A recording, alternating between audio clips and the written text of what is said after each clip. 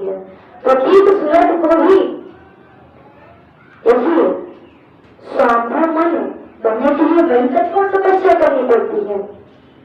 यहाँ पर तो केवल वायु रहित रहती सूरत, परंतु स्वाभाविक मन के पद पाने के लिए तो महान तपस्या करनी पड़ती है। जल समाधि ग्रहण करनी पड़ती है। वह सब सूरत को नहीं करना पाया था कि जल समाधि ग्रहण करो या फिर अग्नि समाधि ग्रहण करो, परंतु फिर भी माता ने ऐसी कृपा कर दी कि वैसे ही सूरत को माने मनमंत्राधिपति बना दिया। और जो समाधि था तो माता ने कहा समाधि से कि वो बस तुम भी कोई वर मांगो। तुम समाधि बोले कि वो माता बस मुझे ज्ञान का दीपक चाहिए, आप मुझे ज्ञानी बना दीजिए। ज्ञानी पुरुष है इस जगत से पार हो जाता है, तो मुझे आप ज्ञान दे दीजिए। तो माता ने तथास्तु कह दिया और तथास्तु कहकर वहां से उसका ध्यान हो गई। राजा सूरत अपने घरों पर सवार होकर जैसे ही अपने राज्य को जाने वाले थे कि तुरंत ही देख जा रहे हैं कि जितने मंत्रीगण, वही मंत्रीगण जो कि पैर भाव से दस्तों के साथ गिर गए थे, वही मंत्रीगण खड़े हैं। प्रजा इत्यादि सब खड़ी है और कह रही है कि वह जो दस्ते थे उन्होंने युद्ध किया और वह युद्ध में मारे गए। आप चलिए और चल करके शासन कीजिए। राजा सूरत प्रसन्न हुए कि माँ का वर तो साक्षात दिखाई दे रहा है और सूरत प्रसन्न होकर के अपने राज्य को चले गए। 10,000 वर्षों तक शासन किया। यहाँ पर समाधि जो कि परम ज्ञानी हो गए, इतने ज्ञानी हो गए कि अभी तक तो सुनेधा ऋषि के आश्रम में स्वयं रहते थे, जहाँ पर शिष्य कर बैठा करते थे वहां पर बैठा करते थे, परंतु अभी स्वयं सबको ज्ञान दे रहे हैं। इतने ज्ञानी हो गया कि माता ने चारों बेटों का ज्ञान दे दिया है, पूरा ज्ञान का भंडार बना दिया है।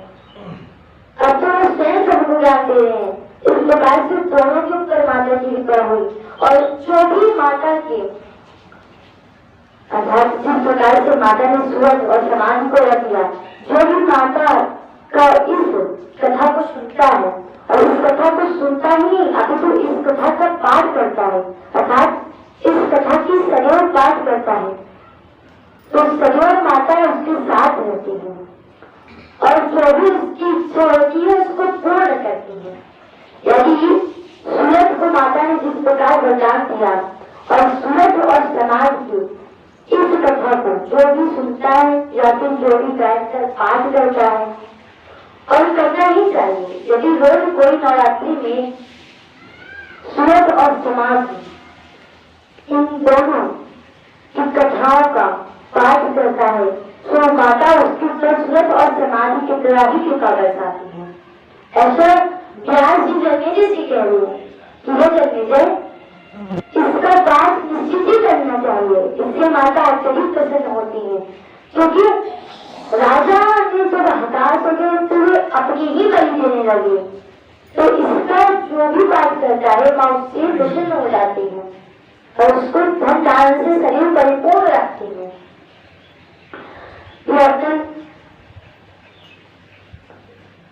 अब शोध और समाधि दोनों ही अपनी अपनी कार्य, क्योंकि माता ने वह दे दिया तो अपना अपना कार्य संभाल लिया। जन्मेजय जी ने एक और प्रश्न किया कि वो प्रभु हमने सुना है कि इंद्र ने ऋषिरा को मारा था और जहां तक मैं जानता हूँ वह तो ब्राह्मण संतान थी, तो ब्राह्मण संतान को ऐसी क्या आवश्यकता बलि मारना पड़ा? आप हमें बताइए कि ऋषिरा को इंद्र ने क्यों मारा और किस कारण से मारा? हमें कृष्ण के बारे में जानना है। तब व्यास जी बोली कि हे राजन, आपकी रुचि बड़ी ही है, आप सदैव कथा को बड़े ध्यान से सुनते हैं। अगर आप कथा को इतने ध्यान ध्यान से सुन रहे हैं तो मैं भी आपको सुना रहा हूँ। तब व्यास जी दोनों बोलते ही शुरू हुए कि दूसरा जो थे वह त्वष्टा ऋषि की संतान थे, वो ब्राह्मण थे, ब्राह्मण दूसरा थे, क्योंकि तो तपस्या का फल बहुत बड़ा होता है। सो तपस्या का क्या होता है? तप करना। जो तप करे और अपनी इस शरीर को गलाए। अब गलाने का तात्पर्य यह नहीं कि जब में जाके हाथ रख दे और ये देखे कि कब हाथ उतर रहा है। अर्थात तपस्या करे, परिश्रम करे और ऐसा परिश्रम करे कि जिससे भगवान की प्राप्ति हो। ठीक वैसे ही तपस्या में बहुत सारे लोग था, ऋषिराज ऋषि संयम थे, जिन्होंने यह दृढ़ निश्चय किया हुआ था कि अब तो हम तपस्या कर रहे हैं और तपस्या करके निश्चित ही रूप से उस परम शक्ति को हम प्राप्त कर लेंगे और उस परम शक्ति से हम जितनी भी योगिनियां हैं उन सबको प्राप्त कर लेंगे। तो ऋषिराज ऋषि ने दृढ़ निश्चय किया था। अब देखिए, यही दृढ़ निश्चय यदि कोई और भी करे और यही यही सोचे कि नहीं बस हम तपस्या करेंगे और तपस्या करके माता को प्रसन्न करेंगे, तो निश्चित ही माता को प्रसन्न होना ही पड़ेगा, क्योंकि तपस्या का महत्व ही इतना बड़ा है। अगर व्यक्ति भगवान से डरे या ना डरे, माता से डरे या ना डरे, परंतु अपने कर्म से अवश्य डरना चाहिए। कर्म से क्यों डरना चाहिए? क्योंकि वही कर्म ही है जो व्यक्ति को महान बनाता है। वही कर्म व्यक्ति को कर्म से वह करना चाहिए, क्योंकि वही कर्म उसको महान बनाता है। देखिए, तपस्या भी कर्म में ही आती है, तपस्या भी कर्म में आती है। तो तपस्या भी महान कर्म है और इस तपस्या जैसी महान कर्म को जो भी करता है ना, तो साक्षात स्वतः शक्ति की कृपा होती है। इसलिए अपने कर्म से व्यक्ति को अवश्य डरना चाहिए। यदि कोई गलत चीज कर रहा है तो यह वो जरूर सोचे कि कोई देख रहा है नहीं देख रहा है, परंतु वह ईश्वर देख रहा है। यदि कोई व्यक्ति है और दो लोगों में जो कि समान है, परंतु उन दोनों में भी यदि भेद बुद्धि रख रहा है, एक को बहुत बढ़ाना चाहे, एक को कम बढ़ाना चाहे, बढ़े परंतु कम बढ़े, सो भगवान देख रहे हैं, भगवान तुरंत अपना त्रिशूल उठा लेते हैं। सो कर्म से तो जरूर करना चाहिए, क्योंकि वही कर्म है जो व्यक्ति को महान बनाता है। और कर्म की ही श्रेणी में तपस्या आती है, कर्म की ही श्रेणी में तपस्या आती है। उसी तपस्या को करके ही व्यक्ति तो ब्रह्म जी का पद पा सकता है, उसी तपस्या को करके वो व्यक्ति इंद्र का पद पा सकता है। तभी तो जब मन लगा करके तुषा जैसे त्यागी ऋषि पर तपस्या किया करते थे तो इंद्र देवता का भी आसन मिल जाता था। ये किसकी प्रबलता थी? कर्म की प्रबलता थी, क्योंकि वो कर्म ऐसा कर रहे थे। कर्म क्या कर रहे थे? तपस्या कर रहे थे, और तपस्या ऐसी कर रहे थे कि इंद्रदेव का भी आसन मिल गया, इंद्रदेव को भी डर लगने लगा। अब जैसे कुछ लोग होते हैं जो तपस्या नहीं कर पाते, परंतु भक्ति करना भी एक प्रकार की ही तपस्या है, भक्ति करना भी एक प्रकार की तपस्या है। यानी घोर तपस्या नहीं कर पा रहे, परंतु ये सोच रहे हैं कि वह जगत जननी सदैव हमारे प्राणों में निवास कर रही है। हम जितनी श्वास ले रहे हैं उतनी बार, जितनी श्वास ले रहे ठीक उतनी ही बार जगत जननी का नाम उस श्वास के साथ निकल रहा है, तो निश्चित ही वह जगत जननी साथ में रहती है, क्योंकि हमारी सोच ऐसी है, हम ये सोच ही रहे। अब देखिए, श्वास का क्या संबंध है? जब तक श्वास चलेगी तब तक तो हम जीवित हैं, और हम यही सोच रहे हैं कि हमारी श्वास चल रही है, और यह श्वास जो चल रही है उसके साथ ही हमारी माता का नाम निरंतर चल रहा है। तो यह नाम जो निरंतर चल रहा है, इसकी वजह से माता सदैव हमारे साथ है। तो यह किसमें आ गई? यह भक्ति में आ गया। कुछ नहीं कर रहे हैं, बस बैठे हुए हैं और श्वास तो निरंतर चल रही है, परंतु मन में क्या सोच रहे हैं? मन की शुद्धि क्या है कि माता हमारे जो एक एक श्वास निकल रही है उसमें भी माता का वास है। तो इसी क्या है, यह भक्ति में आ गया। हम ये मनन कर रहे हैं कि वह सदैव हमारे साथ है और हमारे श्वास जब जब निकल रही है तो हमारे साथ है वो है। देखिए भक्ति में भी वही शक्ति होती है।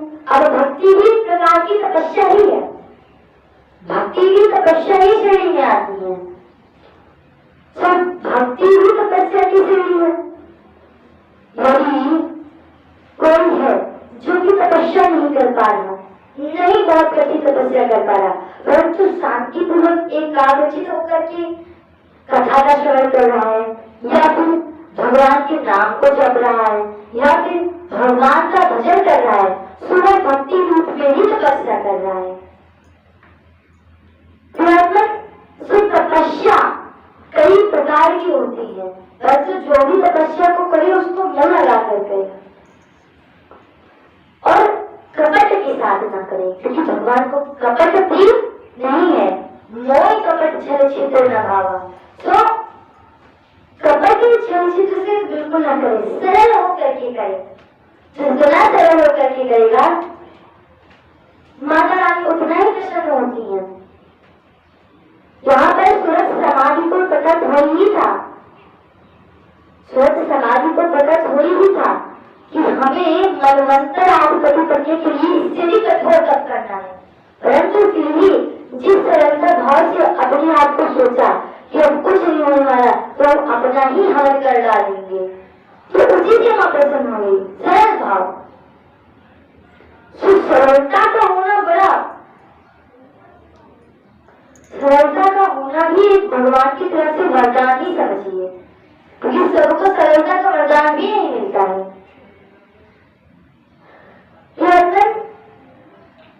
एक बार की ऐसी ही बात है, एक महानुभाव थे जिनसे सब बहुत परिश्रम करने के लिए कहा करते थे कि भैया तपस्या करो तपस्या करो, परंतु बेचारा हुआ, उसकी तपस्या किसमें थी? उसकी तपस्या भोजन में थी। सुनो, जब तक भोजन कर नहीं लेता था तब तक उसकी तपस्या जो है खत्म नहीं होती थी। अर्थात जब वो भोजन करता था तो उस भोजन को जब वो करता था तो ये समझता था कि इस भोजन को जो हम कर रहे हैं और भोजन जा करके हमारे माता रानी के पेट में ही जा रहा है, और ये सोचकर वो भोजन करता था। तो एक तपस्या की ही श्रेणी में आ रहा है।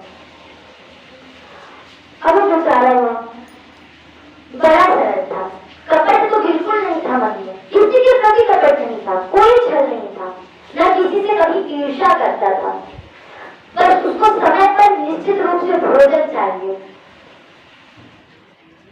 और भोजन नहीं मिलता था तो जैसे गजराज पागल हो जाता है ठीक उसी प्रकार से वह भी पागल हो जाता था,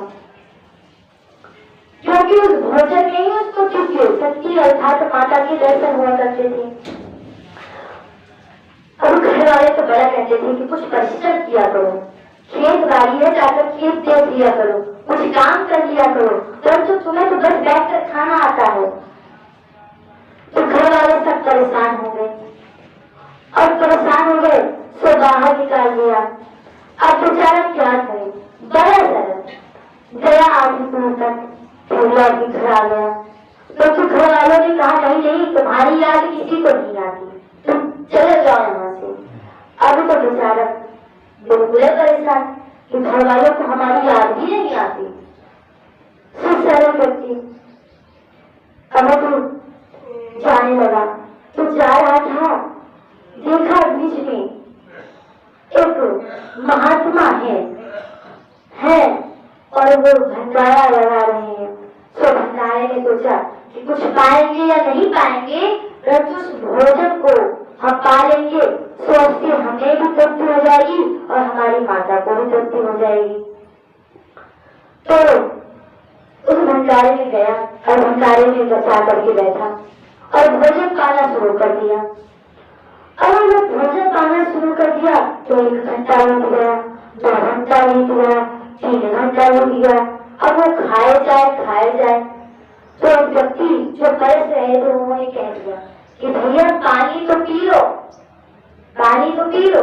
तो बोला पहले बीज तो आए तब तो पानी पिए। अच्छा खाए जाए फिर बोले कि भैया पानी पियो। फिर बोल रहे कि नहीं बीज तो आए तब तो पानी पिएंगे, अभी तुम्हारा बीज ही नहीं आया। वो बेचारा सोचा कि 3 तो बोले खत्म हो गए और उसका भी बीज ही नहीं आ रहा है। सो जो खा रहा था उसने बोला कि खाने को लिखा दाने वाले का नाम। सो उसने बोला कि नहीं खाने पे नहीं, बोरे पे लिखा खाने वाले का नाम। ये तो ऐसे खा रहा है कि पूरा बोरा ही सफाचट कर जाए।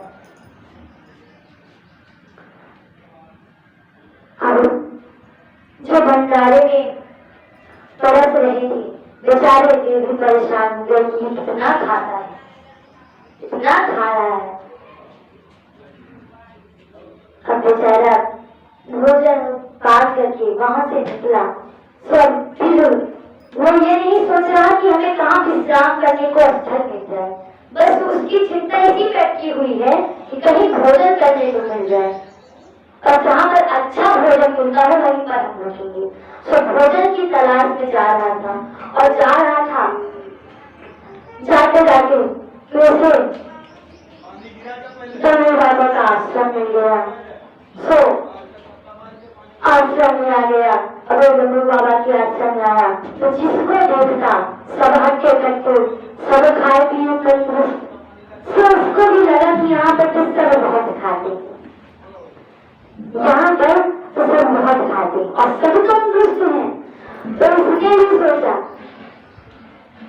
कि हमें यहाँ निश्चित रूप से बड़ा ही अच्छा भोजन मिलेगा और हमें बहुत खाने को मिलेगा और यहाँ पर हमें खाने की कोई कमी नहीं होने वाली। तो अपने पेट पर हाथ फेरा और फिर से वो पहुंच गया और डमरू बाबा वहीं बैठे हुए थे। तो जाकर के चरणों में यूं करा, बाबा हमें मंत्र दे दो, हम भी आप ही की तरह सन्यासी बन जाएंगे। तो बाबा ने मंत्र दे दिया। अब मंत्र लेकर के बड़ा खुशी। अब एकादशी सन्यासी लोगों का दृढ़ निश्चय तपस्या और तपस्या ही है। तो एकादशी के दिन चावल इत्यादि बनता नहीं था, भोजन बनता नहीं था, चूल्हे ठंडे पड़े रहते थे। और एकादशी का दिन बेचारा अपने हाथ पेट पर हाथ फेरते हुए इधर चल रहा था, चूल्हों को देख रहा था। चूल्हे तो सब ठंडे पड़े हुए थे। अब बेचारे को देखकर बड़ा आश्चर्य हुआ कि चूल्हे ठंडे क्यों पड़े हैं।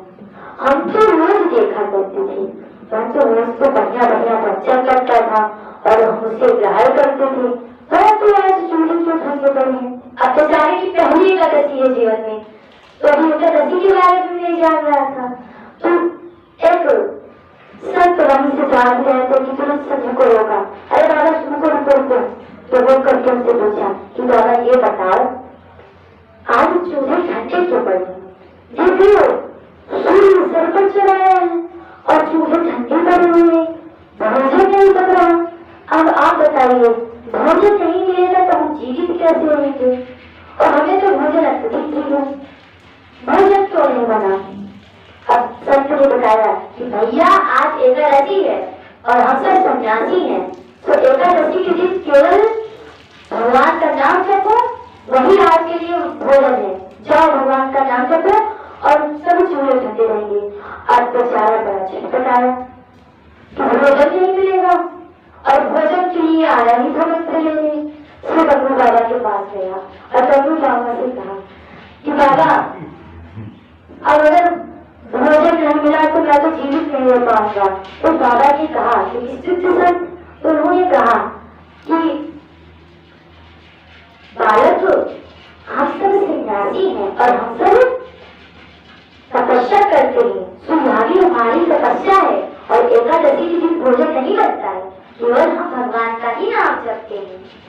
तो वो क्या बोला, अगर बाबा आज के लिए मुझे भोजन नहीं मिला ना तो मैं द्वादशी नहीं दे पाऊंगा, कुछ कीजिए। तो बाबा बड़े दयालु थे। डमरू बाबा ने कहा कि ठीक है। तुरंत अपने चेला को बुलाया और कहा इन्हें ले जाओ, ले जाकर के जितनी भी सामग्री है दे दो, और ये आश्रम में तो नहीं परंतु बाहर जाकर के भोजन बना। तो बेचारा भोजन की सामग्री पाकर बड़ा प्रसन्न हुआ, तो ले करके गया वहीं पर और अब वन में लेकर के गया, भोजन बनाना शुरू कर दिया। अब बेचारा जिंदगी में पहली बार तो भोजन बना रहा है तो बड़ी मशक्कत करके बनाया, किसी तरीके से भोजन पका लिया, बना लिया और बना करके जब भोग लगाने को बैठा अर्थात जब खुद पाने को बैठा, जैसे ही एक कमर दोड़ा पाने को बैठा कि तभी तुरंत सुध आ गई। और सुध क्या है, डमरू बाबा को रोज देखा करता था कि डमरू बाबा जब भी भोजन खाते थे तो पहले क्या करते थे, भगवान को भोग लगाते थे। अब रोज शिष्य भी वही सीखा था कि डमरू बाबा तो इसी प्रकार से भगवान को भोग लगाते थे, तो हम भी यही करेंगे। तो भगवान को भोग लगाना शुरू कर दिया। राजा राम आइए, सीता राम आइए, मेरे भोजन का भोग लगाइए। राजा राम आइए, सीता राम आइए, मेरे भोजन का भोग लगाइए। आज मनी अरे धान आरती यहाँ यही मेहमानी, आज मनी अरे धान आरती यहाँ यही मेहमानी। रूखी रोटी पाओ प्रेम से पियो नदी का पानी। राजा राम आइए, राजा राम आइए, मेरे भोजन का भोग लगाइए। राजा राम आइए, प्रभु राम आइए, मेरे भोजन का भोग लगाइए। मेरे भोजन का भोग लगाइए। सो राम जी ऊपर बैठ के देख रहे थे। अब राम जी को रानिधान राम जी साक्षात प्रकट हो गए। अब राम जी को देख लिया, वो भी यही सोच रहा था और राम जी तो आए, परंतु बेचारा बड़ा दुखी हो गया। अब दुखी क्यों हुआ, जो उसने भोजन बनाया था वो स्वयं ही 2 लोगों का भोजन अकेले कर जाता था, तो 2 लोगों के समान उसने भोजन बनाया था। परंतु दुखी इस बात से हो गया कि राम जी अकेले नहीं आए थे, राम जी अपने साथ सीता मैया को भी लेकर के आए थे। अब बेचारा अपने सर पर बार बार हाथ रखे, खुशी भी था दुखी भी था, तो भोग लगा दिया भगवान को। अब दोनों ही राम सीता जी ने भोग लगा दिया। तो बेचारा यही सोच रहा था कि मेरे हिलने तो कुछ लगा ही नहीं, भगवान ने जो थोड़ा बहुत छोड़ा था खा करके वही मैं पाया, तो अब तो मुझे बड़ा ही कष्ट हो रहा है, मैं तो कुछ पा ही नहीं पा रहा हूँ, मेरी एकादशी आखिर मन ही गई। अब बेचारा तो कोई बात नहीं, राम जी ही हैं, तो राम जी सीता मैया को लेकर के बैठे थे, तो बेचारा इधर उधर टहल रहा था। अब उसको ये बात का कष्ट था कि उसको कुछ भोजन प्राप्त नहीं हुआ, तो उधर टहल रहा था। राम जी से जाकर के कहा कि प्रभु अगर इस बार आना ना तो बता करके आना, कितने लोग आओगे, तो उसी हिसाब से मैं भोजन बनाऊंगा। अब आप बिना बताए आ गए, और अगर आप अकेले आते तो ठीक ही रहता, आप तो जनक दुलारी को साथ लेकर के चले आए। अरे मैंने आपको अकेले बुलाया था,